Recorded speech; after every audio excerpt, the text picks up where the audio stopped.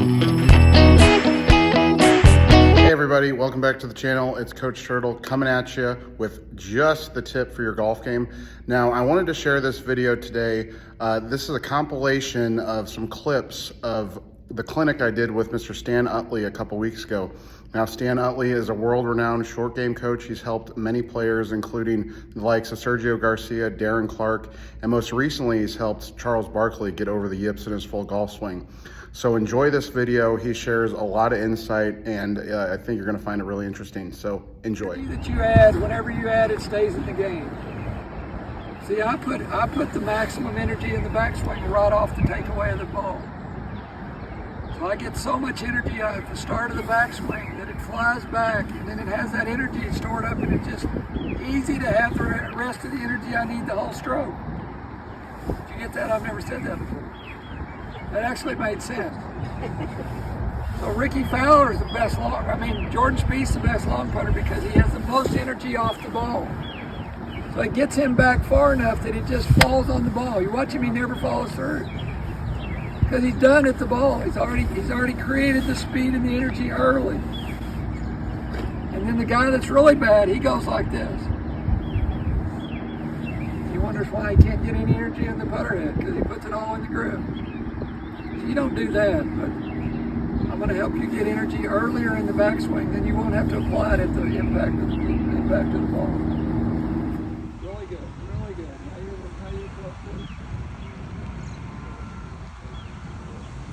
Now this is, if I impact the ball hits down here, does the ball have more spin or less spin? More. If I hit it in the middle? More.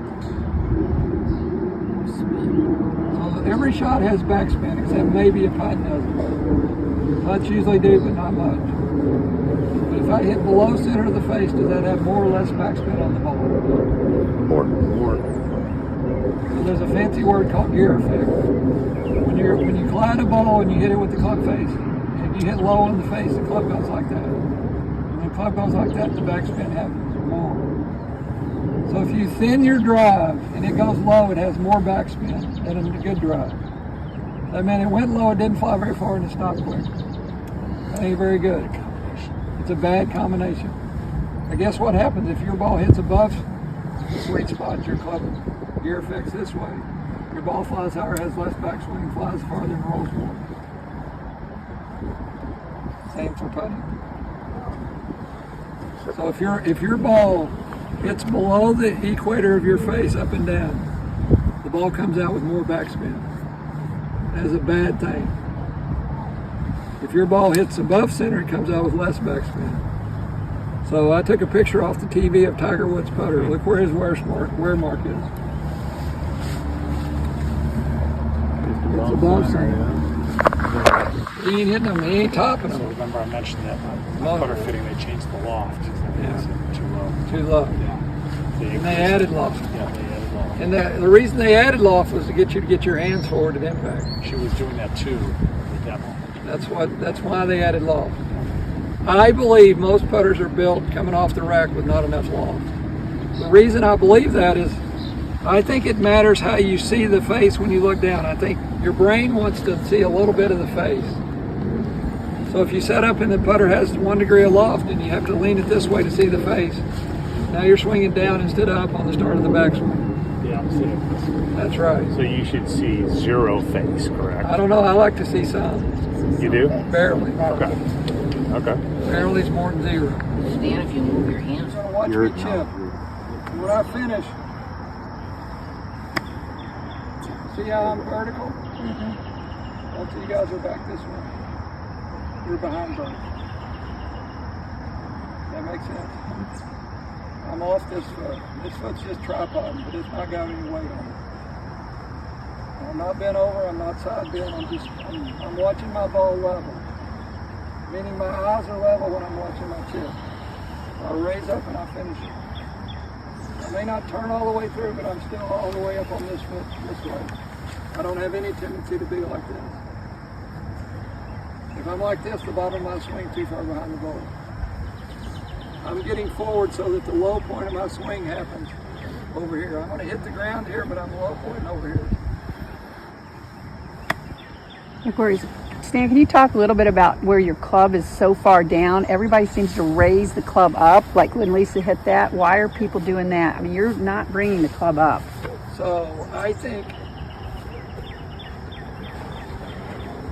humans do what they do because their brain is always analyzing a task. Unfortunately, golf is so backwards that your brain gets a task wrong. A couple things about that. I have 2 rules in golf. Rule number 1 is never look at the ball before you hit it. Rule number 2 is never keep your head down unless you're putting. What I mean by don't look at the ball. Have you noticed some beginners top it like 7 times in a row? I get so excited when that happens because I explain to them they've done a really difficult thing repetitively. So they're incredible athletes and they're consistent. If they top it, that means they hit the top 3 dimples with the bottom of their club every time without missing. That's super difficult. So they're doing something amazing when they top it every time. Because they rarely ever miss. And I finally figured out they top it because that's where they were told to look. So their entire depth perception is based on the top of the ball. And that's where they're hitting. Good players don't look at the ball. They look down. They see the ball, but they don't look at the ball. Beginners are told to look at the ball. They look at the top of the ball. Now, golf balls are round. Round objects have equators. Round objects with equators have top hemispheres and bottom hemispheres. Which hemisphere do you hit on a good shot? On the bottom hemisphere. And here's why you're trying to pick the ball up. Your brain thinks the task is to live. So does everybody else's. But guess what? You're whacking it with a club that aims way up in the air. And the bottom hemisphere of the ball aims up. Both my tools point up already. Good players are always trying to hit the ball lower. Bad players are always trying to lift the ball. Because it hadn't been explained to them. If you didn't know that you were trying to lift it, nobody explained that to you. You did it subconsciously, it wasn't on purpose.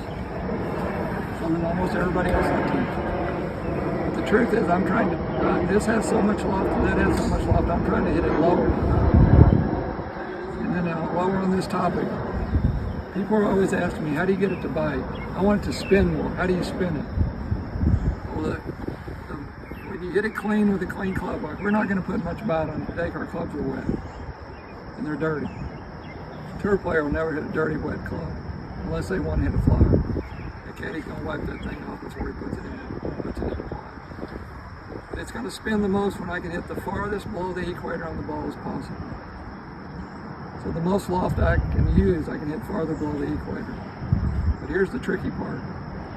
If the low point of my swing is over here, that means I'm swinging down at impact.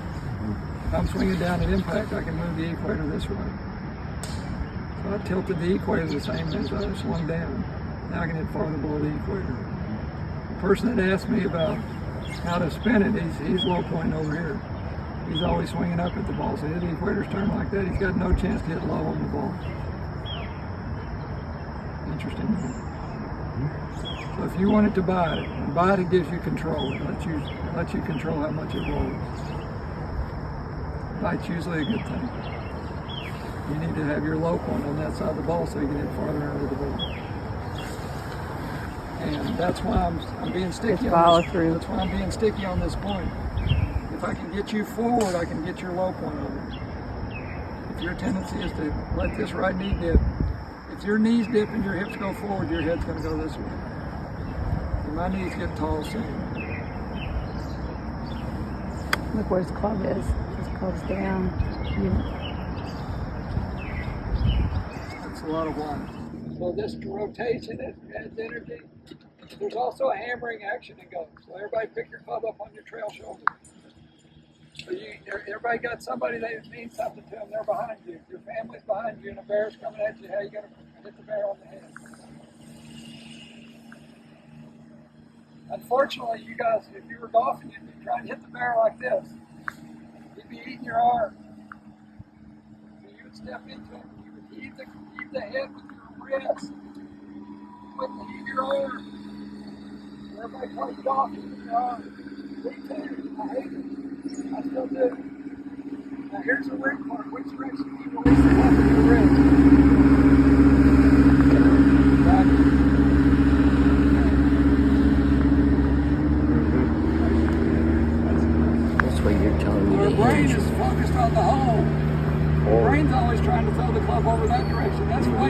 plane, all the action happens right there. The energy all speeds up from the time this club head gets to the club head behind my hand. Charles Barkley kept pulling down, he never got the club head on the other side of his hand. That's why he couldn't hit it.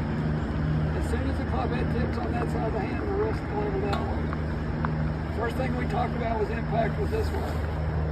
So if you go back and your wrist level the club up in, you got to get the club lever back down. But look, my right elbow and my right wrist still have lag. They're still bent. So I'm gonna stand up and hammer down right here. And then the hammer down will probably pull you around to the left foot. And remember, he's hammering down on this plane. That's right. Show him that, Jake. John. So when I hammer down, I'm hammering on that plane. That's a shaft plane. And then I'm turning to the ball. Remember when he was putting and he had you hold the club up like this? He's still hammering on this tilted plane. And if you want to get good in the bunker, come in and draw two lines, about 10 inches apart. Your trail line's going to be just inside your left heel where the ball's at. You're going to sit down a little more and get your shaft a little flatter than all these other shots. And you're going to land in the line and I want my sternum past the front line. Yeah, I'm Can you say that standing one up more in front of time? that line. Can you say that again? Your sternum in front of the... So see, this is the second line I drew right here. Okay. So I'm in front of this forward line. Okay. Most people struggle in the bunker because their brain says I got to get over the lip. If you measure the angle from the ball to the lip, it'll never be more than about 25 or 30 degrees. It looks steep, but it ain't steep. If you measure the map, and your club aims up 58 or 60. Your club always aims way up over the lip. Your brain doesn't see that. That's why it makes gets the task right. So I want to add some loft, so I may grip it with the face open. I'm going to set my knees down a little bit so my hands are low. Anytime you lower your hands, your shaft plane gets flatter and the ball's farther away from you, so you stand a little farther away in the bunker. I'm going to make a big turn with the face open a little bit. So if you put your hand out like this. Jake, you can put left hand out. Now twist your arm open. That opened the face. So if you want the face open, when you turn back, let your arm twist a little bit. You'll see a tour player in the bunker. This is a square face. He'll be like that at the top of the bunker. He's adding loft and bow. If he does it with his arm twist, he might grip it a little open. He'll twist his arm over. Anyway, ideally, I want you to practice. You're going to make big swings in slow motion. Try to land in the line. You finish swings in slow motion. Slow motion. So people swing way too hard in the bunker because they're used to dragging up all the sand. You don't have to swing very fast to get close to the ball.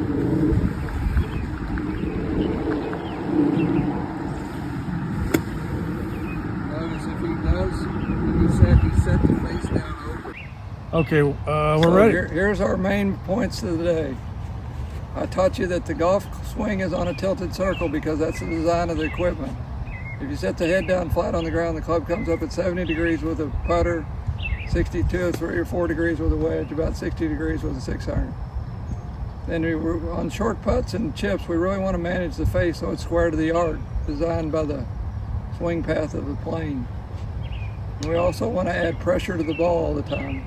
We're going to create pressure by the ball because our body's going to lead our arms in the downswing, and we're going to maintain the lag in our right wrist and our right elbow. And we're going to do that mainly by standing up tall and finishing forward with our pivot at the end of a chip or a pitch or a bunker shot.